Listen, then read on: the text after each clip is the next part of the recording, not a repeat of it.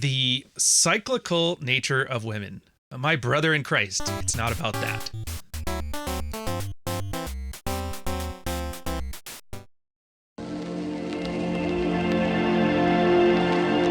Welcome, guys. Mids Watch. Ryan, we're coming near the end. This one is a post from an old guy, the inner and outer self, about the cyclical nature of women, which, fun fact, knowing now what we did then, 7 years ago, we kind of know now there's not really a cyclical nature of women.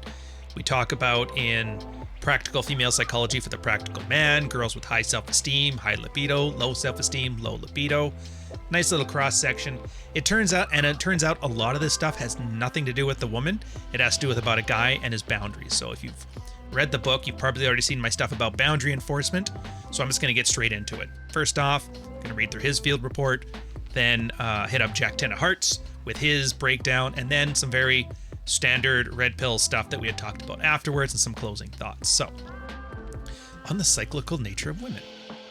I've been married 12 years now, almost 2 years since I found the red pill. My wife cracks me up because every month, like clockwork, she has the same argument and conversations with herself. It normally coincides with her period. Every month, she reevaluates every aspect of her life in the same way, once a month for almost 12 years. You know, she talks about her lack of friends, her lack of purpose in life, our relationship is bad in some way, we're not good enough parents, and if I should give up my business. Now, taken every month to evaluate her life is not bad, I self-reflect a lot. I try to take in what I need to improve, make a plan, and improve. But 12 years in, every month, without fail, the same conversation, no matter what's actually going on, whether it's good or it's bad. Conversations are the exact same, therefore I can assume her cyclical nature is based in some fantasy land where only women exist. So I used to engage with it, help, try and engage what she needs to improve and help, but now I realize she's just a woman. Just a woman. Every month things bubble to the surface and her body is wacky, her life's pretty dang good, so are her friendships, a job she mostly enjoys, some hobbies she pursues, kids she can raise, etc. And every month, life is a failure, like clockwork.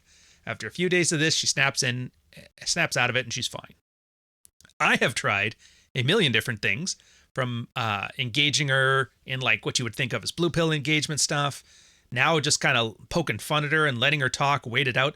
I've even asked, hey, is it your period today? Okay, your life's falling apart again. Got it. Sometimes that works. Now I just reschedule work travel around her period. She won't be putting out anyway. She's a mess to be around. I might as well just skip town, avoid the cycle, and preserve my sanity. So am I alone in this? Ian, not Ryan Stone. I think he's the most important guy in the world. Ryan Stone. Give a fuck about Ryan Stone. Me and him have gone back and forth. Blah, blah, Yeah. blah. Ryan Stone does not pass the 6 foot test. He's not even a man. So I don't give a fuck with Ryan Stone.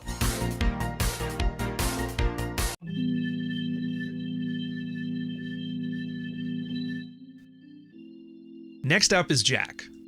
So Jack looks in on this and he's like, hey, your wife sounds like she's at least a moderate amount of neuroticism and low self-esteem, and often these things manifest themselves the way you've described here. Now, this stuff she brings up, it's just anxiety driven by the neuroticism and low self-esteem, throw in some hormonal fluctuations every month from that flow, and here you are.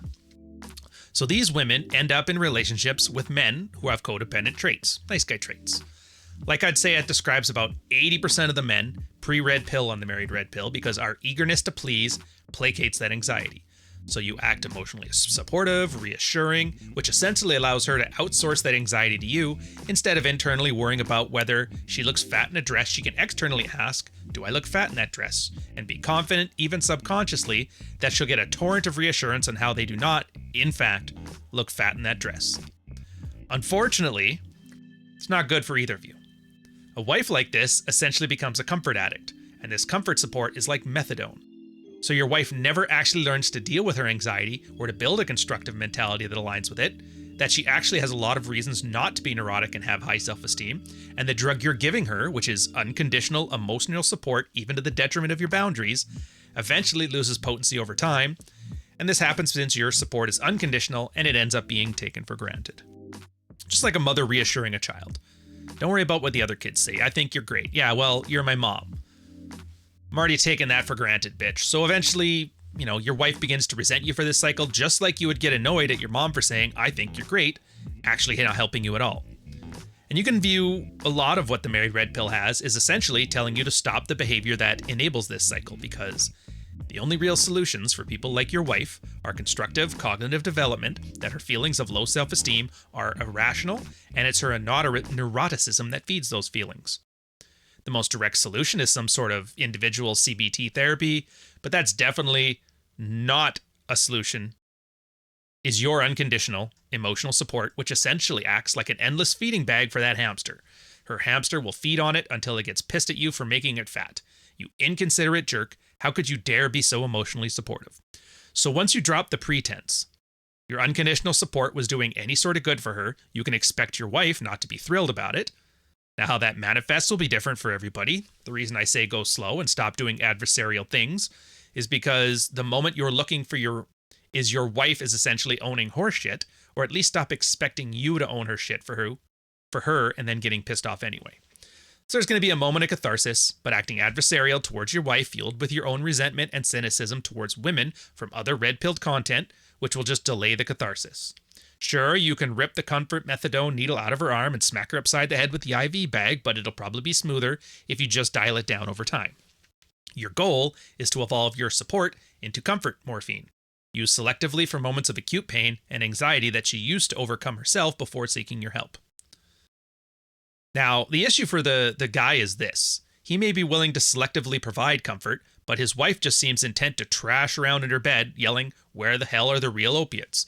Clearly, you don't want to enable that behavior by running over and looking the comfort methadone machine all over again, but it's unlikely anything material different will change unless your wife comes around to her own catharsis about the sources of her low self-esteem and neuroticism and decides to deal with them accordingly.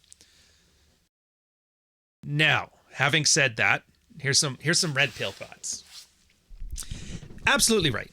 This is a standard definition type 2 captain, a neurotic captain and his constantly complaining passenger. The wife, I don't know if she got married young. I don't know if she went straight from boyfriend to boyfriend, has ever had some time on her own. Doesn't really matter. The point is low self-esteem, high neuroticism. Franco, David Clare talk about this very clearly in Practical Female Psychology for the Practical Man and the kind of things you can expect when dating. If you're single and running one of these girls, generally speaking, it's not your job to save her. She's not ready for a commitment anyway, and it's best not to get there. If you keep finding yourself around these kind of girls, it's usually because you're attracted to caretaking, which Clever talks about, nice guy behaviors, the wanting to caretake or I can save her, or the feeling important by you're offering her comfort when you're doing that, emotional tampons, all that stuff. It's all the same thing. What you're essentially doing is becoming an enabler because you have the drug that the girl wants. Now, if you're in one of those relationships, the first thing you got to do is stop enabling bad behavior. I've talked about it a bunch. Don't reward good behavior, don't reward bad behavior, reward good behavior. Stuff like this, those comfort tests are enabling bad behavior. And it's hard as hell because when you get guys to unplug, most of the time, their enabler attitudes are what they think of as rewarding good behavior. And it starts a very common cycle. Guy will do dread. Sex life is lackluster, and lackluster sex life starts acting more selfish, more self-involved, more attractive traits, less unattractive traits, starts getting a good sex life out of it, but his wife's more neurotic. And now they feel bad because she feels like that, and they think she's acting well, so they're like, I'm gonna reward this good behavior. And then they turn into this guy again, enabling bad behavior. And they don't draw the connection that they're actually rewarding good behavior, or they think they're rewarding good behavior when they're rewarding bad behavior. And so this cycle repeats, except for each time it becomes more difficult because is this making me feel better because it's true, or is he just doing it to lie, like to manipulate me? So there's like a level of trust that disappears. Now, it sucks in the short term. Changing your behavior will always come with resistance, but essentially, in the example here, do I look fat in these jeans? You could stand to lose a few. She'll get mad, she'll get neurotic, and that's true. But once she realizes that you're not there to enable this bad behavior, she has to develop her own coping mechanisms. Now, she can see a shrink if she wants to, CBT therapy. It's not really up to me. It's up to you.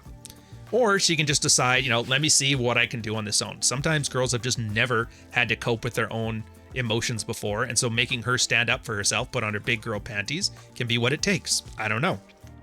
But the lesson here, Stop taking ownership of her emotions. It's not your job to keep the peace. Cheers, boys.